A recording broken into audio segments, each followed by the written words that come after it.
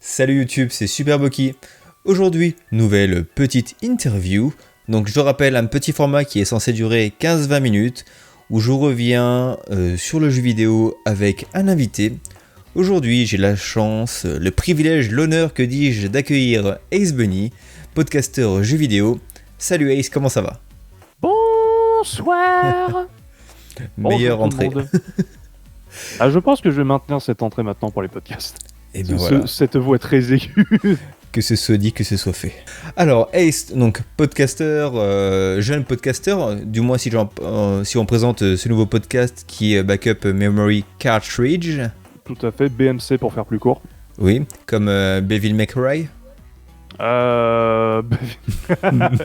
en vrai, non, c'était pour nous, c'est plus simple de dire BMC déjà pour l'acronyme. Et non, on n'a pas du tout pensé à Devil May Cry pour le coup. Même si un de nos membres, donc Rincevent, est très fan des œuvres d'Hideki Kamiya. Très bien. Et du coup, en parlant de personnes du podcast, on va parler de toi, car c'est toi mon invité. Ace Bunny, mais qui es-tu? Je suis Ace Bunny. Anciennement, j'étais Ace de la chaîne Undergeek, donc une chaîne YouTube qui n'a plus de vidéos depuis 2 ans. À cause du boulot, à cause des stages, tout ça, et un manque d'inspiration. J'ai été formé dans les différents métiers de l'audiovisuel, c'est ma formation initiale. Et actuellement, là, je suis co-animateur d'un podcast qui s'appelle Backup Memory Cartridge avec Malone et Rincevent. Donc, c'est un podcast, on va dire, rétro gaming, mais même si on parle d'actualité en règle générale. C'est un podcast qui est très jeune, qui a commencé officiellement en septembre 2020, mais on s'était rencontrés tous les trois en avril-mai 2020 pour préparer ce podcast, puisqu'on avait envie de lancer un podcast suite au passage de Malone dans la case rétro pour son Une sélection. La sélection du mois sur les jeux Disney. Malone voulait faire un podcast pour lui. Et moi et Rincevent, on a répondu à son appel et on s'est rencontrés, on a lancé un podcast, on a fait un pilote qui n'a pas été diffusé, mais on a senti qu'il y avait un bon feeling et depuis, on anime 2 formats de podcast, donc Backup Memory Cartridge et Memory Card. D'accord. Donc en fait, vous avez pas fait ça dans la précipitation, vous avez pris le temps quand même de vous rencontrer, de faire mûrir un peu ce projet avant de fournir quelque chose que vous avez jugé suffisant et de bonne qualité pour qu'il soit audible pour des personnes qui sont fans de JV. Oui, tout à fait. On a appris à se connaître un peu plus sur nos goûts de gamer et également un petit peu plus de vie privée. Parce que c'était, je pense que pour nous, c'était important qu'on sache avec qui on allait collaborer, tout simplement. Parce qu'on se connaît pas d'avant le podcast, on se connaissait sur le Discord de la case rétro. Et ensuite, on a appris à se connaître et on a, avant de publier quelque chose, on a en fait des essais. On a fait un podcast pilote. Comme je l'ai dit, c'était au moment des 60 ans de Sega. Ouais. On avait enregistré un truc, on avait fait sur cette thématique. L'enregistrement était tout pourri au niveau de la technique, mais on a trouvé qu'il y avait un très bon feeling en fait entre nous trois. Et on a décidé on va vraiment se lancer. Donc on a décidé d'un premier sujet, donc la Wii U. Et on a enregistré ça en début juillet et donc j'ai pris le temps pour bien le mixer, pour broder tout simplement. Et ensuite j'ai proposé l'idée d'un second format qui est un peu plus court pour que ce soit un peu plus régulier, ou plutôt qui permette d'être diffusé au moment où on ne pouvait pas diffuser le format qui est assez long de 2h30, qui s'appelle Memory Card. D'accord. Entre le moment où vous décidez du sujet, où il y a certainement une phase d'écriture, en termes de charge de travail, ça vous demande combien de temps? Est-ce que tu as déjà un recul là-dessus ou c'est vraiment fluctuant selon les sujets? Au niveau des memory cards, ça ne demande pas beaucoup de temps de travail parce que c'est beaucoup de débats et c'est un peu de la réflexion sur l'instant T. D'accord. C'est la volonté qu'on a avec le memory card, c'est pas de faire beaucoup de recherches, c'est beaucoup sur la spontanéité en fait de nos réflexions. Pour les backup memory, c'est variable. Pour l'instant, on n'en a enregistré que 2. Donc il y en a un, c'était un plus de recherche historique avec celui de la Wii U. Et le deuxième, dont il n'est pas encore sorti, qui sortira normalement le 14 novembre, là c'était sur une sélection de jeux. Donc on s'est réparti la tâche, on a joué à chacun des jeux. D'accord. Donc je vais juste dire, il y avait 4 jeux qu'on devait faire. On a décidé d'en faire un chacun que généralement on n'avait pas fait. Et le 4e, on l'avait tous fait, donc on allait tous en parler. Donc D'accord. ça dépend en fait pour l'instant, c'est soit de la recherche historique, pour pas se tromper dans les informations, même si on fait 2-3 erreurs, mais c'est plus Des approximations ou des approximations, et également c'est le fait de tester le jeu pour qu'on donne un avis et pour que on donne envie aux autres membres du podcast de jouer au jeu, et ou alors c'est on essaie de donner un contre-argument sur le fait si on a aimé ou pas aimé un jeu. Ok. Sans vouloir dévoiler les titres dont vous allez parler, c'est du rétro ou pas? Oui, c'est du rétro. C'est du rétro? C'est en relation avec une console à cube. Mais Ouh je là n'en là. dirai pas plus. On sait que c'est la Nintendo 64. Vous ne me ferez pas parler, monsieur. Donc comme tu disais tout à l'heure, tu es sur le Discord de la case et c'est comme ça que je t'ai connu, que j'ai connu ton podcast et que j'ai décidé du coup de te contacter. La case, il propose aussi un contenu rétro gaming depuis maintenant longtemps. Depuis bientôt 10 ans. Ouais, c'est ça. Et vu que vous faites aussi du JV, du rétro, est-ce que tu te considères un peu comme un rival de la case? Non, pas du tout pour le coup, parce que la case c'est une des institutions dans le monde du podcast. Donc on serait très comment dire, ce serait très mal vu pour nous. Voilà, ce serait très mal vu pour nous de nous considérer comme des rivaux. Surtout, je vois pas la raison pour laquelle on pourrait considérer des podcasts comme rivaux. Surtout dans le thème du rétro gaming où c'est très large et Bien tout sûr. ça. Je pense qu'on pourrait plus se comparer à Level Max comme podcast. Dans les thématiques en tout cas qu'on aborde et dans la manière de parler des thématiques. Ouais. Après, par exemple, pour Level Max, par contre, je pense qu'il vous manque 2-3 heures par émission pour arriver au niveau de Level Max sur la durée. Ah bah écoute, on a fait l'enregistrement du dernier podcast, on s'est dit, il était long notre podcast, on a vu ensuite le dernier podcast de Level Max, on dit, non ça va. On se dit, non c'est bon, on a encore de la marge pour être à leur niveau. Non, je dirais qu'on pourrait plus être comparé à Level Max dans notre format et dans notre approche, mais après on n'a pas du tout la même ambiance, on n'a pas du tout la même manière d'enregistrer que Level Max. On parle de rétro gaming, on parle d'une passion commune, et donc pour nous ce serait très malvenu d'être considéré comme étant des rivaux ou comme étant un podcast supérieur. Là c'est très clairement, on est beaucoup trop jeunes pour être considéré comme ça, et c'est pas du tout notre volonté. On va revenir au petit Ace, tout juste marchand, qui apprend à connaître le jeu vidéo. Ça se passe comment? Je crois que mon premier jeu vidéo, ça a été Kid Caméléon. J'ai le souvenir de ça. Oui, sur Mega Drive. Alors que je suis pas du tout un joueur Sega, c'est une des vannes qu'on a sur le podcast, c'est que Malone et Rinzon sont des gros fans de Sega. Et moi, que je découvre la Sega, vous voyez, une Dreamcast. Oui, c'est pour ça. Je vois une Dreamcast, c'est le mec qui me dit qu'il n'est pas joueur Sega. Non, je les ai achetés très récemment. Je les ai achetés dans le mois. J'en parle dans le prochain podcast, justement. D'accord. Et ensuite, j'ai beaucoup été sur Game Boy, avec les Pokémon, tout ça. Donc, je précise peut-être pour les gens, je suis de 96. D'accord. Donc, là, au moment où on enregistre l'interview, j'ai 24 ans. Donc, je suis de la génération Pokémon et GameCube, Wii, DS. Donc, j'ai grandi avec ces consoles-là, pour le coup. D'accord. Et tu vois, là, tu nous parles de ton premier souvenir. Je vais essayer d'être un peu plus, j'allais dire vicieux, mais je pense que c'est le bon terme. Ouais. Ton premier mauvais souvenir dans le jeu vidéo. Premier mauvais souvenir. Je sais c'est quoi mon dernier mauvais souvenir dans le jeu vidéo. C'est très récent en plus, qui va avoir 2 ans. 2 ans. Kingdom Hearts 3. Ouais, bah. Ah oui, bah la dégringolade par rapport aux attentes. La dégringolade, c'est oui, il est enfin sorti. Merde, il est sorti dans cet état, non.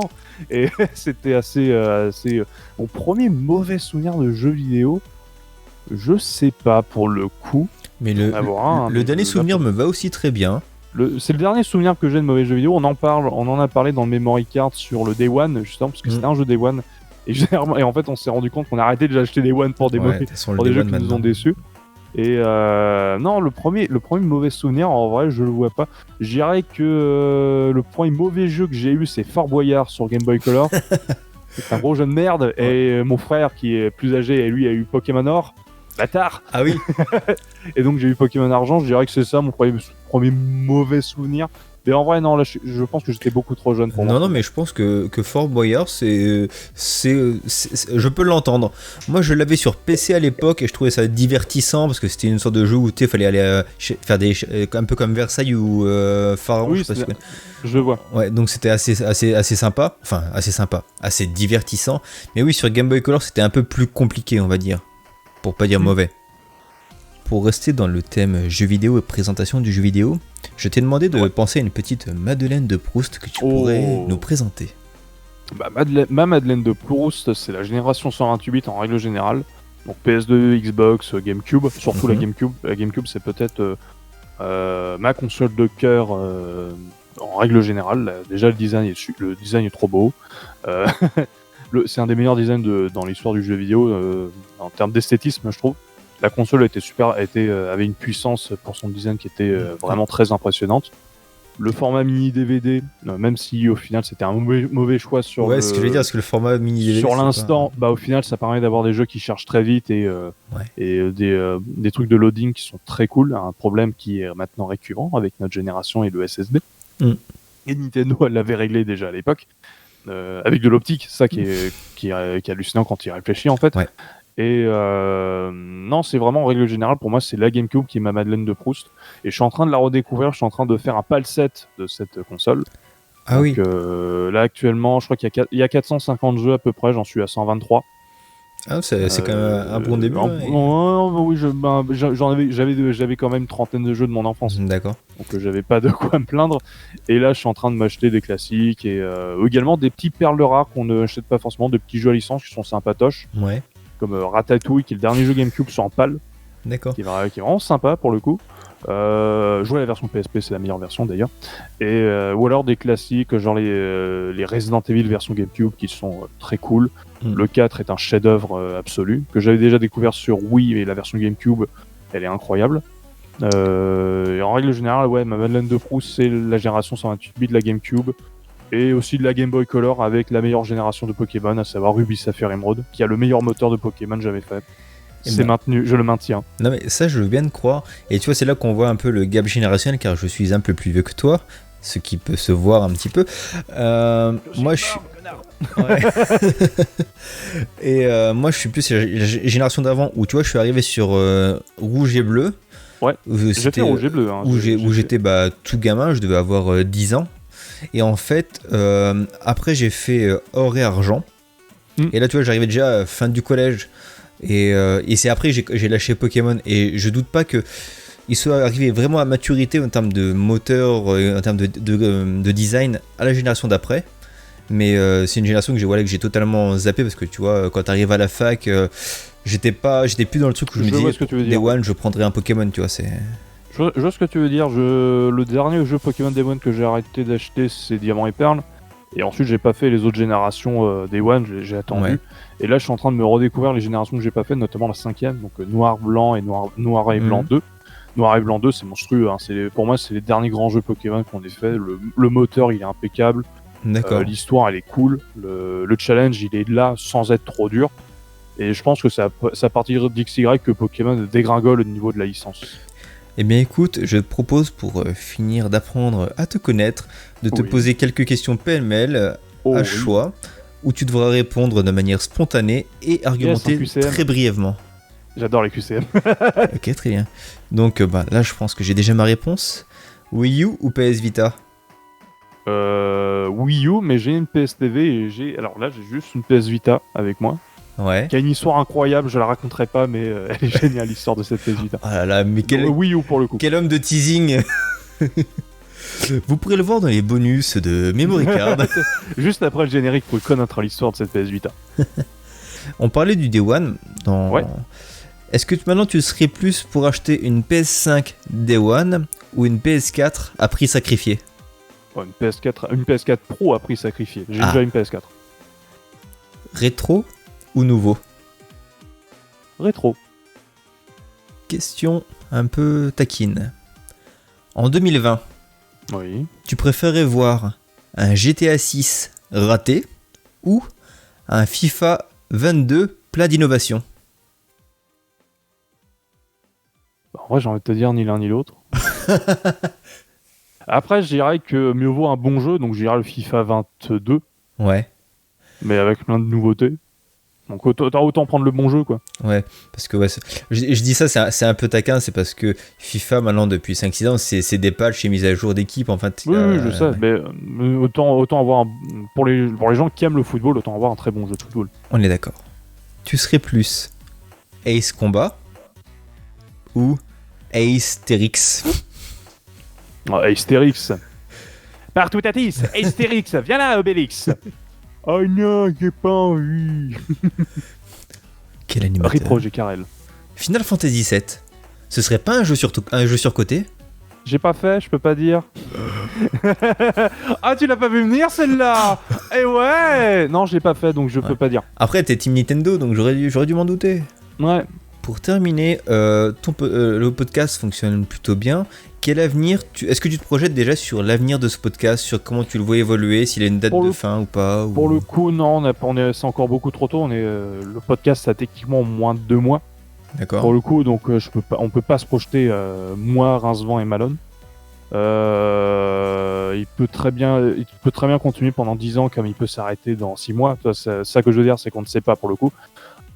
Tout ce que je peux dire, c'est que pour l'instant on le fait, on s'amuse à le faire. Ouais. On s'amuse à se retrouver pour discuter, même pour pas faire de podcast, juste pour discuter de manière casual. Ouais. Et je trouve ça déjà super. Pour l'instant, on est sur 2 formats. Peut-être qu'on va en rajouter quand on en aura l'utilité. Ouais. Mais pour le coup, je pourrais pas te dire où est-ce que je vois le podcast dans l'avenir. Avant de se quitter, est-ce que tu peux nous dire où est-ce qu'on peut retrouver ton podcast en téléchargement? Alors le podcast est retrouvable sur la page de Backup Memory Cartridge. On a un hébergeur, c'est Ocha si je ne me trompe pas. Ouais, c'est ça, Ocha, ouais. Merci. Et on est également dispo sur Podcast Addict, Apple Podcast, tous les flux en fait qui permettent de télécharger du podcast quasiment. En tout cas sur Android et Apple et iOS. On a également une page Instagram, donc c'est la page d'origine qui a donné le nom au podcast, donc la page de Malone. D'accord. On a également une page Facebook et depuis peu une page Twitter. Donc c'est @backupcartridge. Ok. De toute manière, je mettrai tous les liens dans la description. Oui. Et si les gens ont des retours à faire sur cette émission ou sur votre podcast, n'hésitez pas à les faire. En tout cas, je communiquerai là-dessus. On est un jeune podcast, on ne veut que s'améliorer pour le coup. Et donc, toute remarque est si bonne vous avez on va dire des idées de sujets pour un memory card, on a déjà une petite liste de sujets qu'on va faire, mais si ça concorde avec ce qu'on peut faire, n'hésitez pas à nous les donner également. Super, mais écoute, le message est passé. Ace Bunny, je te remercie beaucoup pour ta disponibilité. Bah merci. En attendant, moi je vous dis à très bientôt pour d'autres petites interviews. N'hésitez pas à mettre le pouce bleu si vous avez aimé, et si vous n'avez pas aimé, mettez quand même un pouce bleu. Partagez sur vos réseaux, et je vous dis à très bientôt. Salut Ace Bunny, salut YouTube. Salut.